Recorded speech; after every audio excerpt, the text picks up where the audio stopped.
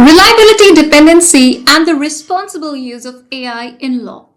Artificial intelligence is rapidly becoming part of legal education, legal research, and legal practice.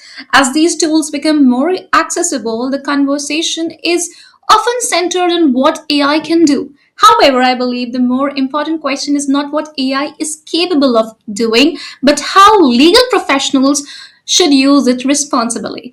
In my view, one of the most important distinctions we need to make is the distinction between reliance and dependency. Using AI as a reliable assistant can improve efficiency and productivity. Becoming dependent on AI, however, can gradually weaken the very skills that legal professionals are expected to develop and maintain. Number one, AI should follow legal reasoning, not replace it. Before using any AI tool, the first responsibility remains with the legal professional. The facts must be understood, the legal issue must be identified, the relevant principles of law must be researched. Only after this foundation is established should AI be introduced into the workflow. If we ask AI to identify the issue before we have understood the issue ourselves, we place ourselves in a position where we cannot properly evaluate whether the response is accurate or flawed. The quality of legal work depends not only on answers but also on the reasoning process that leads to those answers. Number two, use AI to assist research, not to determine authority. One of the most common uses of AI in law is legal research. AI can help simplify complex topics, identify potential areas of inquiry, and provide a starting point for further investigation. However, a starting point should never be mistaken for an authoritative source.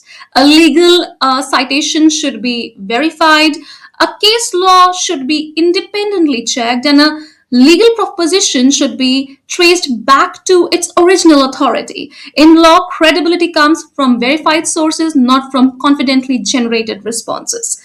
Number three, drafting requires judgment, not just language. AI has become increasingly effective at producing well structured and articulate drafts. However, drafting in the legal profession is not merely about producing language. It is about accurately representing facts, applying legal principles correctly, and ensuring that arguments are supported by authority. A document can be grammatically perfect and legally flawed at the same time. For that reason, AI generated drafts should be reviewed with the same level of scrutiny that we would apply to any professional legal document. Number four, efficiency should not come at the cost of competence. One of the greatest benefits of AI is efficiency.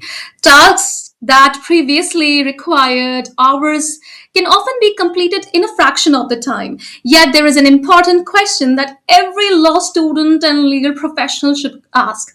Are we saving our time or are we outsourcing understanding? The purpose of legal education and legal practice is not simply to produce an answer, it is to develop analytical thinking, legal reasoning, and professional judgment. If AI begins replacing those processes rather than supporting them, efficiency may come at the cost of competence. And here we conclude. Artificial intelligence is neither a threat to the legal profession nor a substitute for it. When used responsibly, it can be a valuable tool for research, drafting, organization, and learning. However, legal responsibility remains a human responsibility. The challenge is not whether we use AI. The challenge is ensuring that while using AI, we continue to think critically, verify independently, and exercise our own professional judgment. In my view, that is the difference between relying on AI and becoming dependent on it. So stay connected on Let's Interact. We'll come with more.